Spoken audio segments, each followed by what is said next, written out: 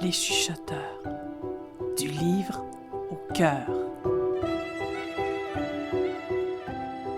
Un balado de l'Association des auteurs des Laurentides.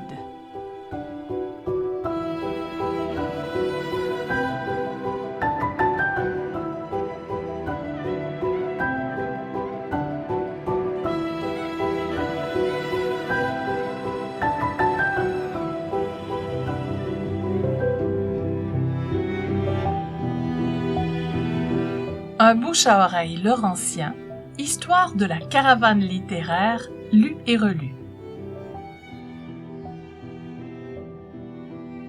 La grande corvée des Mille-Îlois, une histoire de Cynthia Lissa Dubé et la population de Mille-Îles.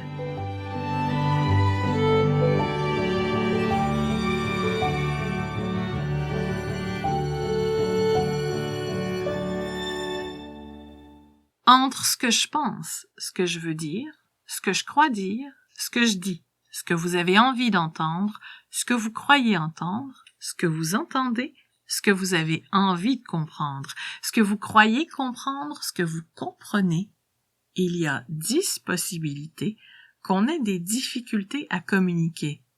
Mais essayons quand même.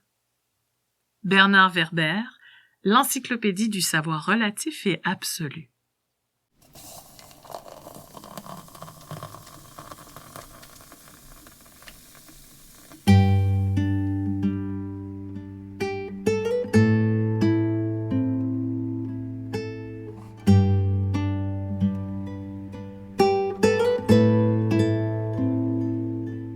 En ce samedi 4 juin 2036, café à la main, Tom regarde par la fenêtre et savoure la tranquillité de sa vie dans les bois de Mille-Îles.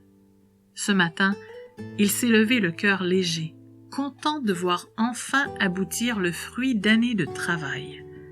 Il a veillé au moindre détail, rencontré le journaliste local pour lui expliquer l'initiative et inviter la population à assister à l'annonce officielle la semaine prochaine. Après tant d'espoir et de déception, alors que le projet avançait en dents de scie, c'est avec un grand soulagement qu'il se prépare à cette journée qui prend des allures de fête, malgré le boulot à accomplir. Tom a redouté de voir des intérêts étrangers s'emparer du camp Taramakuta, le premier camp scout du Canada, établi en 1912 pour en faire une attraction touristique sans âme, accessible seulement aux plus riches. Scout Canada avait étonné tout le monde en annonçant sa mise en vente en 2022 et en refusant de collaborer avec les autorités locales, ni même demander des fonds publics pour la création d'un parc national. Les scouts ayant fréquenté le site dans leur jeunesse se sont sentis trahis et abandonnés, Tom le premier. Une rude bataille a été menée pour obtenir un moratoire sur la vente et faire en sorte qu'un comité ait l'autorisation d'accéder au site pour assurer une vigile et le protéger des vandales en occupant les lieux. La mobilisation de la population a permis de préserver ce qu'il en restait après des années de négligence. Mais motiver les troupes pendant des décennies relevait une épreuve d'endurance qui a suscité bien du découragement. Il y a quand même eu des initiatives portées par un optimisme sans bornes. Convaincus que le projet de parc aboutirait, et pour calmer leur impatience de voir enfin des résultats concrets, des citoyens et d'anciens scouts ont donné de leur temps et de leur argent dans les années 2030 pour reconstruire des infrastructures disparues, comme le pont enjambant la chute de 20 mètres, le mur d'escalade et la tour d'observation du lac. Le dernier vestige de la salle du jubilé, la cheminée de pierre, trône comme un symbole de résistance. Le totem de 14 pieds de hauteur reçu de la communauté Haïda de la Colombie-Britannique a été restauré par des artistes bénévoles. Tom a hâte de voir à nouveau des tyroliennes sillonner la forêt, des plongeurs se propulser dans le lac à partir de quais tout neufs et des tables de pique-nique réparties sur le terrain. En plus de la reconstruction de la remise de bateaux à 2 étages et de la rénovation des chalets et des abris, tout cela fait partie du plan de développement. Enfin, c'est aujourd'hui qu'a lieu la grande corvée pour nettoyer les sentiers et installer les panneaux d'interprétation en vue de l'annonce officielle de la création du parc.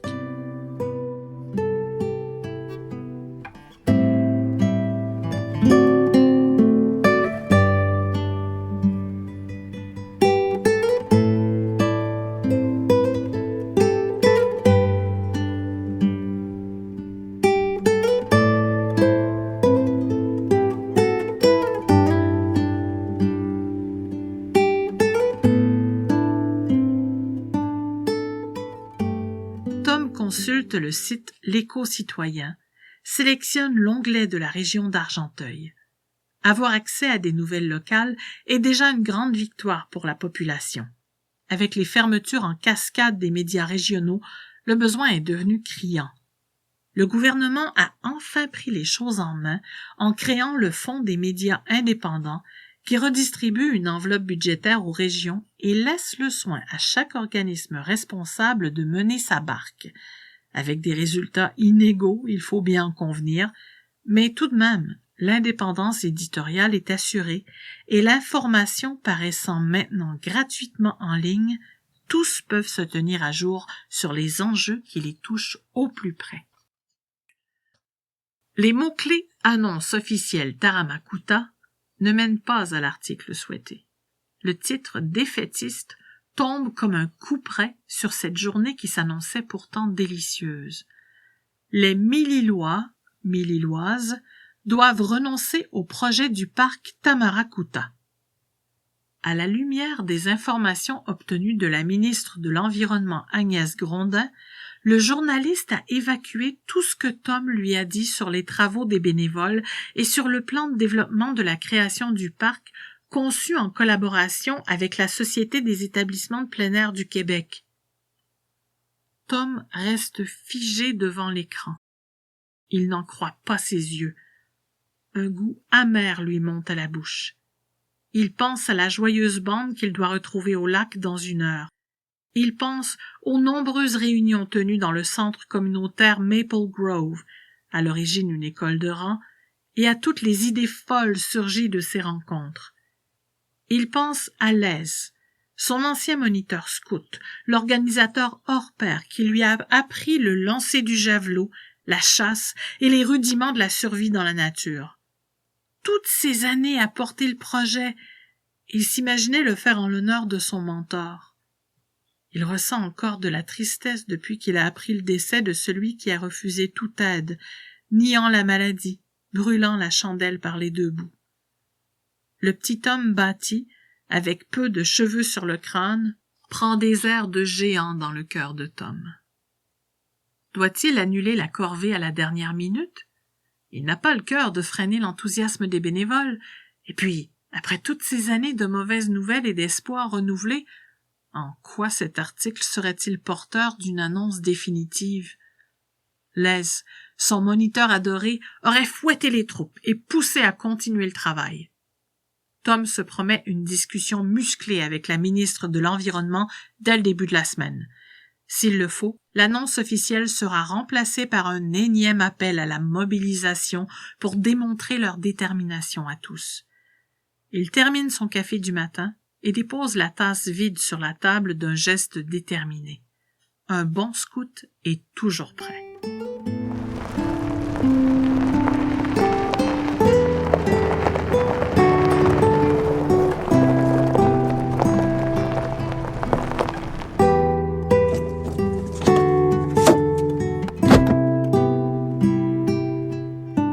Une fois sur le site, Tom sort les panneaux d'interprétation de la voiture. Céleste et son garçon Félix Gilbert, arrivés en même temps, viennent lui prêter main forte pendant que d'autres familles s'affairent déjà à nettoyer les sentiers. « Hey, mon garçon !» s'exclame Tom en plaçant une main chaleureuse sur l'épaule de Félix Gilbert. « On a bien besoin d'un futur policier pour venir nous aider. »« Ça n'a rien à voir. Un policier, ça arrête les méchants. » répond le petit garçon de 5 ans, plissant le nez, ce qui modifie la forme de la tache de naissance qu'il recouvre. « Est-ce qu'il y a des méchants ici? »« Ah ça, les méchants sont pas toujours ceux qu'on pense, » réplique l'organisateur de la corvée. Puis, tendant la main vers la jeune mère, une grande femme dans la vingtaine. « Merci d'être là, Céleste. Viens, on va aller installer les pancartes pour les wagons abris. » Les wagons de queue ont été donnés par le Canadien national en 1972, comme Céleste l'a appris au cours des nombreuses réunions du comité, alors qu'elle effectuait ses recherches pour écrire les textes des panneaux. C'est d'ailleurs elle qui a eu l'idée de leur attribuer les noms des postes de traite de la compagnie de la baie d'Hudson, comme les scouts le faisaient pour les tentes montées sur des plateformes de bois. La jeune femme au corps modelé par la danse, qui possède une grande force physique, saisit un bon lot de panneaux. Félix Gilbert, lui, a d'autres intérêts. « Est-ce qu'on va pouvoir se baigner dans le lac? »« Ce sera ta récompense après le travail. Tiens, prends ce balai et va balayer à l'intérieur des wagons, » lui répond Tom. « Ça pue! »« C'est la peinture fraîche, mon cœur. Ça sentira plus bientôt. » intervient Céleste en lui ouvrant la porte et en prenant un autre balai appuyé sur la cabine.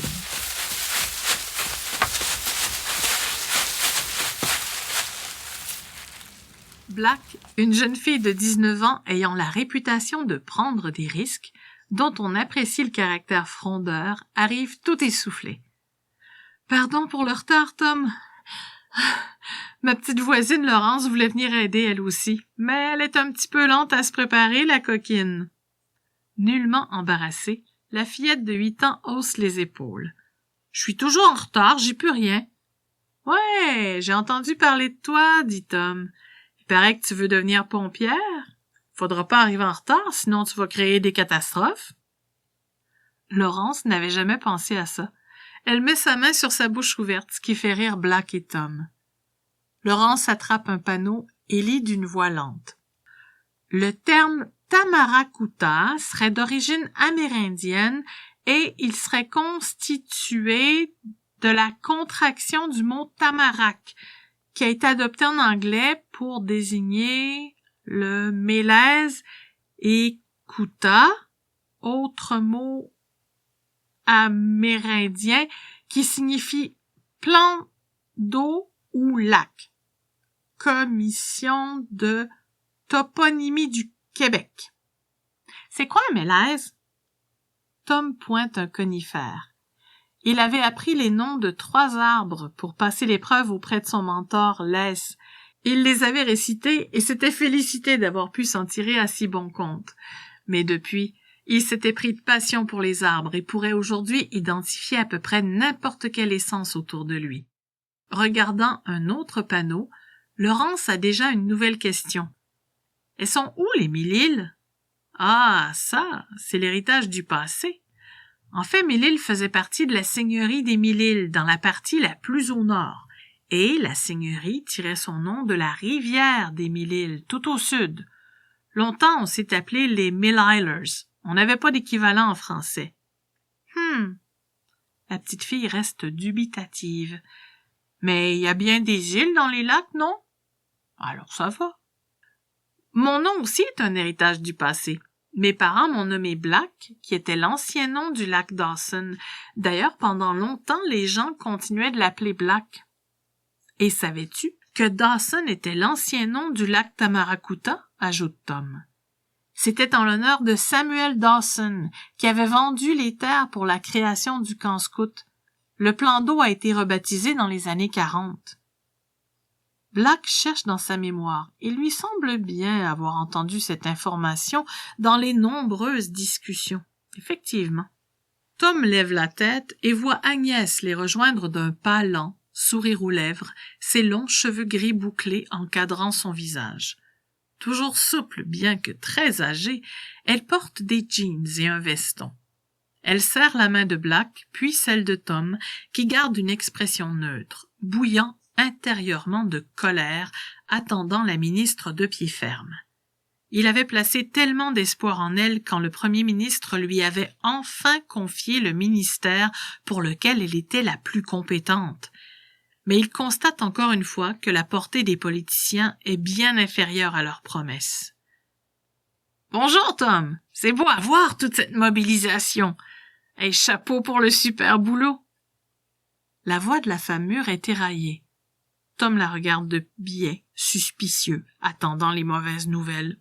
« J'ai lu l'article. » se contente-t-il de marmonner. « Ah, ça! C'est déplorable de voir ces paroles déformées de la sorte. Je pouvais juste pas démentir les rumeurs défaitistes. J'attendais des confirmations avant de pouvoir me prononcer, mais tu sais bien qu'il s'agissait que de formalités. Je crois que des promoteurs aimeraient bien voir le projet échouer et qui peuvent très bien avoir nourri les rumeurs. Sois sans crainte. La cérémonie officielle aura lieu dans 1 semaine. J'ai bien l'intention de terminer ma carrière politique sur une note digne. Ce sera un héritage que je serai des plus fiers de laisser. » Agnès fait une accolade à Tom, consciente des émotions qu'il a dû traverser en lisant l'article. Elle se dirige vers les nombreux bénévoles pour les remercier de leur implication en leur serrant la main. On entend la mère et le fils crier dans le wagon abri. « Maudit moustique !» Black sourit et prend son sac. « Je vais aller leur donner un peu de ma pommade maison. Tu en veux? »« Merci, ça va. Un scout est toujours équipé. » Tom lui fait un clin d'œil et retourne à ses pancartes.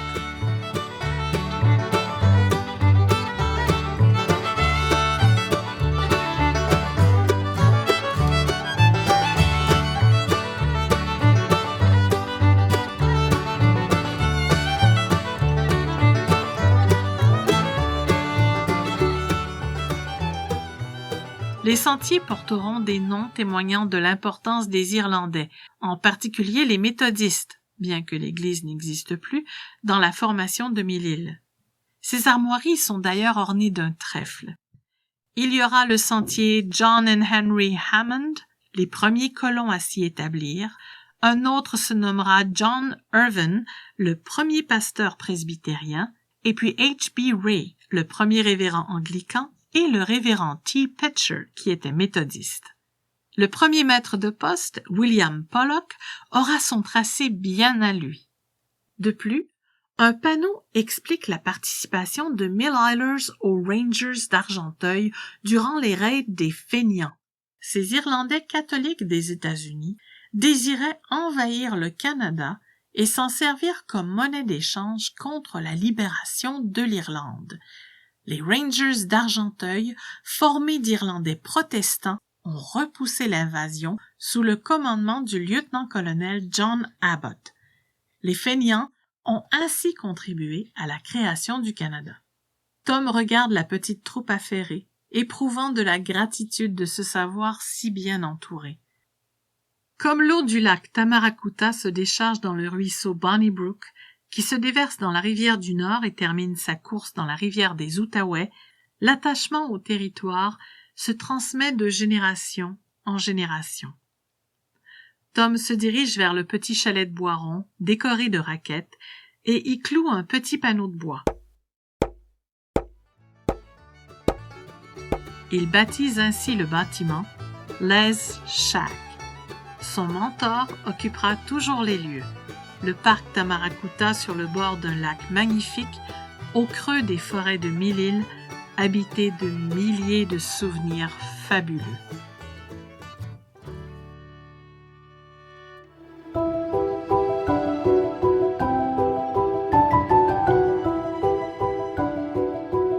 Les chuchoteurs du livre au cœur est un balado de l'Association des auteurs des Laurentides.